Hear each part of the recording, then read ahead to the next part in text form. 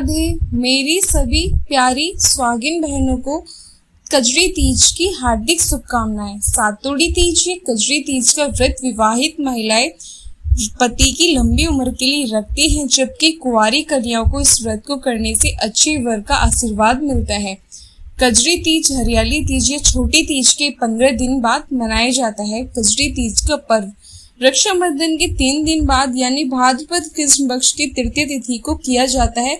इस व्रत को सातोड़ी तीज, बड़ी तीज, कजरी तीज और भादो तीज आदि नामों से भी जाना जाता है। सातोड़ी तीज एक दिन पहले सिजारा मनाया जाता है। कजरी तीज के एक दिन पहले यानी सिजा वाले दिन सर धोकर हाथ पांव में मेहंदी लगानी चाहिए।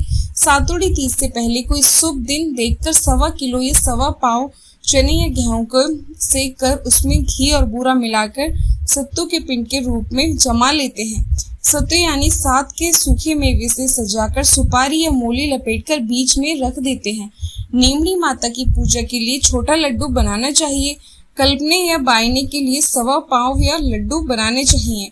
सत्तू आप अपनी सामर्थ्य के अनुसार कम या ज्यादा मात्रा में ले सकते हैं। कई तरह से बना सकते हैं, जैसे चावल, चना, गेहूं या जौ आदि का सत्तू तीज व्रत की पूजन सामग्री। एक छोटा सत्तू का लड्डू, नीमड़ी की डाली, दीपक, फल, खीरा, नींबू, कच्चा दूध पिला हुआ, जल, वस्त्र, नीमड़ी माता के लिए पूजा की थाली, जल का कलश, गाय का गोबर या मिट्टी, आंकड़े के पत्ते या घी आदि सब जाने। सातोड़ी तीज पूजा की तैयारी और पूजा विधि के बारे में मिट्टी या गाय के गोबर से दीवार के सहारे एक छोटा तालाब बनाकर नीम के वृक्ष की टहनी, जिसे नीमड़ी कहते हैं, उसे रोप दिया जाता है।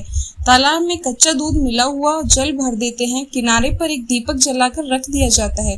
तो सातोड़ी तीज या कजरी तीज के दिन ये व्रत रखा जाता है और शाम के समय महिलाएं 16 श्रृंगार करके तीज माता नीम माता का पूजन करती हैं। सबसे पहले नीमड़ी माता को जल के छींटे देकर फिर रोली से तिलक करें, अक्षत चढ़ाएं। रोली, मेहंदी और काजल की एक एक बिंदिया अपनी अनामिका उंगली से तालाब की पाल पर लगाएं। नीमड़ी माता के रोली, मोली, मेहंदी, काजल और वस्त्र अर्पित करें। इसके बाद नीमड़ी माता को फल और दक्षिणा चढ़ाएं। फिर तालाब में दीपक की रोशनी में नींबू, खीरा, कुसुम लता, दीपक, लौ, सत्तू का लड्डू, सोना, चांदी, पैसा आदि वस्तुओं की प्रतिबिंब या छाया देखते हैं और दिखाई देने पर इस प्रकार बोलना चाहिए, तलाई में नींबू दिखे जैसा ही टूटे। इसी तरह आपके पास जो सामग्री है उन्हें आप दीपक की लौ में देखते हुए उनका नाम बोले। विधि पूर्वक पूजा करने के बाद तीज माता की और गणेश जी की कहानी सुननी चाहिए। फिर रात में चंद्रोदय होने पर चंद्रमा को जल के छींटे देकर जिमा है कहानी सुना हुआ सत और गेहूं के दाने हाथ में लेकर चंद्र देवता को अर्घ देना चाहिए। अर्घ देते समय बोलना चाहिए, सोने को साकाल गज, मोतियों का हार, भाद्रपद कृष्ण तृतीय के चंद्रमा को अर्घ देते जीवे मारो वीर बहरता। चांदी के रुपये से पिंडा पसवा, जिसे पिंडा पासना कहते हैं। सत्तू पर वस्त्र और रुपये रखकर बायना या कल्पना निकालकर सासू जी और उनके पैर छूकर फिर दे देना चाहिए।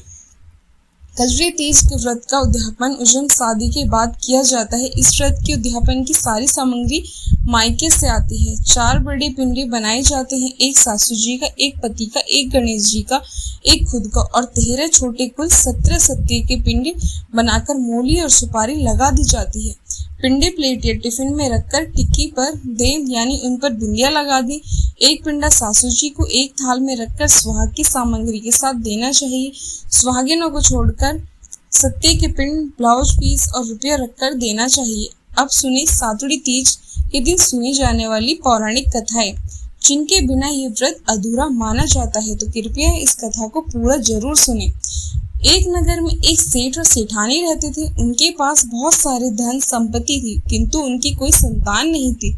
भादो मास में सातोड़ी तीज माता का व्रत आया। सेठानी ने पूजा करके तीज माता से प्रार्थना की, कहा कि ए नीमड़ी माता, हे तीज माता, अगर मेरे 9 महीने पुत्र हो जाएगा तो मैं आपको 1.25 मन का सत्तू चढ़ाऊं। तीज माता की कृपा से 9वें महीने सेठानी ने एक पुत्र को जन्म दिया, लेकिन सेठानी नीमड़ी माता को सत्तू चढ़ाना भूल गई।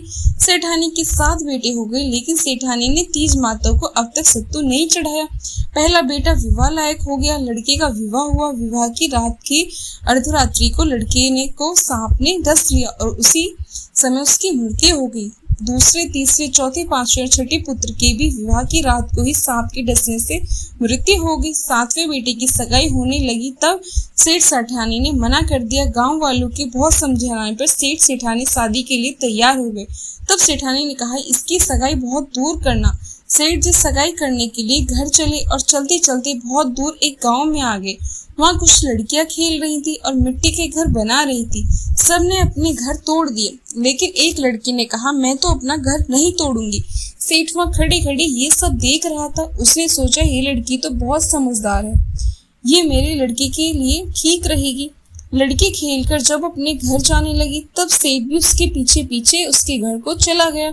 लड़की के माता पिता से मिलकर अपने लड़के की उससे सगाई करा दी और विवाह का मुहूर्त भी निकाल लिया। अब घर आकर वे अपने लड़के के विवाह की तैयारी करने लगा। सेठ परिवार और गांव वालों के साथ बारात लेकर गया और सातवें बेटे का भी विवाह हो गया। बारात विदा हुई, लेकिन लंबा रास्ता होने के कारण माँ ने लड़की से कहा कि रास्ते में तीज माता का व्रत आएगा, ये सत और सिंह आदि डाल रही हूँ। रास्ते में नीमड़ी माता की विधि पूर्वक पूजा करके कल्पना ससुर जी को दे देना। धूमधाम से बारात चली। रास्ते में तीज का दिन आया। ससुर जी ने बहू को खाने के लिए कहा तो बहू ने कहा, पिताजी आज तो मेरा कजरी सातुड़ी तीज का व्रत है। आगे चलने पर रास्ते में बहू ने पालकी रुकवाई और कहा, मुझे तीज माता की पूजा करनी है। तब ससुर जी ने नीमड़ी का पेड़ देखकर पालकी रुकवा दी और कहा, बहू पूजा कर लो। तब बहू ने कहा, नीमड़ी की डाली ला दो। तो ससुर जी बोले कि सभी बहुओं ने तो नीमड़ी की पूजा की, लेकिन बहू नहीं मानी, बोली मैं तो डाली का ही पूजन करूंगी। बहू के कहे अनुसार ससुर जी ने पूजन की तैयारी करवा दी। अब बहू नीमड़ी माता का पूजन करने लगी। नीमड़ी माता पीछे हट गई तो बहू हाथ जोड़कर विनती करने लगी, हे नीमड़ी माता, आप मुझसे क्यों हटी? मुझसे क्या भूल हो गई? बहू की करुणा पुकार सुनकर तीज माता ने कहा, तेरी सासू जी ने बोला कि जब मेरा बेटा हो जाएगा तो 1.25 मन का सत्तू चढ़ाऊंगी, लेकिन 7 बेटे हो जाने पर भी उसने सत्तू नहीं चढ़ाया। वे बोली, माता हमारी भूल माफ करो, मैं आपके सत्तू चढ़ाऊंगी। मेरे 6 जेठ जी को वापस लौटा दो और मुझे पूजन करने दो। तेज माता नववधु की भक्ति और श्रद्धा देखकर प्रसन्न हो गई और बहू ने नीमड़ी माता का पूजन करके चंद्रमा को अर्घ्य दिया। उसके पति ने सतपासा और ससुर जी को कल्पना दे दी। बारात घर पहुंची। बहू के गृह प्रवेश करते ही उसके तो 6 जेठ प्रकट हो गए। सासू जी ने धूमधाम से सबका गृह प्रवेश किया। अब सासू जी मारे खुशी की बहू के पांव पकड़ने लगी। तब बहू ने कहा, सासू जी आप ये क्या कर रही हैं? आपने तो तीज माता के सत्य बोला था, उसको याद करो। सासू जी को याद आ गया। अगले साल भादो महीने में कजरी तीज का व्रत आया। 1.25 मन का सत्तू बनाकर नीमड़ी माता को चढ़ाया। धूमधाम से विधिवत नीमड़ी माता का पूजन किया। अब उनका घर सुख समृद्धि से भर गया। नीमड़ी माता जिस प्रकार सेठ के घर में आनंद हुए, वैसे ही सबके घर में करना, सबको अखंड सुहाग देना, संतान को लंबी आयु देना। प्रेम से बोली नीमड़ी माता की जय। अब सुनिए दूसरी कथा। एक बार एक साहूकार था जिसके 7 बेटे थे। साहूकार का छोटा बेटा वैश्य के यहाँ जाया करता था। उसकी पत्नी अपनी जिठानी के यहाँ काम करने के अपना दिन गुजारा करती थी। भादवे के महीने में कजरी तीज का व्रत आया। सभी ने तीज माता का व्रत किया, सत्तू बनाया। छोटी बहू बहुत गरीब थी, उसकी सास ने एक छोटा लड्डू उसकी पूजा के लिए भी बना दिया। शाम को तीज माता नीमड़ी माता का विधि पूर्वक पूजन करके कहानी सुनने के बाद सत्य की पिंडी पासने लगी। तभी उसके पति वेश्या के यहाँ से आया और बोला, दरवाजा खोल। उसने दरवाजा खोल दिया। उसका पति बैठा भी नहीं। उसी समय कहा कि मुझे अभी इसी समय वेश्या के यहाँ छोड़ कर आ। तब वह अपने पति को वेश्या के यहाँ छोड़ कर आई। ऐसा उसने 6 बार किया और वह 7वीं बार भी वापस आया और बोला, चल मुझे वेश्या के यहाँ छोड़ कर आ, अब मैं वापस नहीं आऊंगा। 7वीं बार जब पति को छोड़कर वह वापस आने लगी तो रास्ते में एक बरसाती नदी मिली। जोर से बरसात आने लगी तो वह एक पेड़ के नीचे बैठ गई। जब वह वहां से चलने लगी तो नदी में से आवाज आई, आव तरी चाव तरी, दोनों खोल के पी पी प्यारी हुई। उनने पीछे मुड़कर देखा तो दूध का दोना तैरता हुआ दिखा। उसने उन दोने के 7 बार दूध पीकर उसे के टुकड़े करके चारों दिशाओं में फेंक दिए। तीज माता की ऐसी कृपा हुई कि उसके पति को पत्नी की याद आ गई और वे वेश्या से बोला, मैं अपनी पत्नी के पास जाऊंगा। फिर वेश्या ने अपना सारा धन देकर उसे विदा कर दिया। पति जब सारा धन लेकर घर आ गया और आवाज लगाई, दरवाजा खोला, उसकी पत्नी ने कहा, अब मैं दरवाजा नहीं खोलूंगी। तब उसने कहा, दरवाजा खोलो, अब मैं वापस कभी नहीं जाऊंगा। अपन दोनों मिलकर सातड़ी में रहेंगे। लेकिन उनकी पत्नी अपने पति पर विश्वास नहीं हुआ। उसने कहा, पहले वचन दो कि वापस वेश्या के पास नहीं जाओगे। पति ने पत्नी को वचन दिया। तब कहीं जाकर पत्नी ने दरवाजा खोला तो देखा उसका पति गहनों, कपड़ों, धन आदि के साथ खड़ा हुआ है। सब सामान उसने अपनी पत्नी को दे दिया। फिर दोनों ने प्रेम से साथ अगले दिन रहने लगे। जब अगले दिन सुबह जेठानी के यहाँ काम करने नहीं गई तो बच्चों को बुलाने भेजा। बच्चों ने देखा कि काकी गहने नए कपड़ों में साथ संवर कर बैठी है और काका भी बैठे हुए हैं। तो बच्चों ने पूछा, चाची ये कहाँ से आए? तो उसने कहा, ये तो तीज माता की कृपा हुई है, अब मैं काम पर नहीं आऊंगी। बच्चों ने घर जाकर सारी बात बताई। सभी लोग अब बहुत प्रसन्न हुए। तीज माता जैसे आप साहूकार के बेटे बहू पर प्रसन्न हुई, वैसे ही सब पर प्रसन्न होना, सबके दुख दूर करना। प्रेम से बोलिए तीज माता की जय। अब सुनिए तीज माता की एक और कथा। एक गांव में गरीब ब्राह्मण रहता था। भादो मास में कजरी तीज का व्रत आया। उसकी पत्नी ने उससे कहा कि आज मेरा कजरी तीज का व्रत है, मेरी तीज माता की पूजा करने के लिए सत्तू लाना।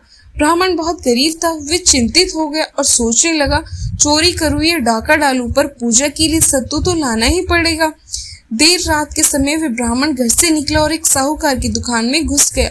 ब्राह्मण ने चने की दाल, चीनी, घी लेकर 1.25 किलो वजन कर सत्तू बना लिया और जाने लगा। तभी दुकान का नौकर उठ गया और चोर चोर चिल्लाने लगा। उन्होंने ब्राह्मण की तलाशी लेने पर उसके पास सत्तू के अलावा कुछ नहीं मिला। उधर जब चंद्रमा निकल आया, उसकी पत्नी इंतजार कर रही थी। साहूकार ने ब्राह्मण की गरीबी और ईमानदारी से प्रसन्न होकर ब्राह्मण की पत्नी और धर्म बहन बना लिया। उसने पूजा की। ये थी आज की कजरी तीज की कथाएं। अगर आपको कथाएं अच्छी लगी हो तो मुझे कमेंट में जरूर बताना आपको कथाएं कैसी लगी। इससे मुझे प्रेरणा मिलती है और नई नई वीडियो बनाने की। धन्यवाद। और मेरे वीडियो को लाइक जरूर करें। चैनल अगर सब्सक्राइब नहीं किया है तो चैनल सब्सक्राइब करके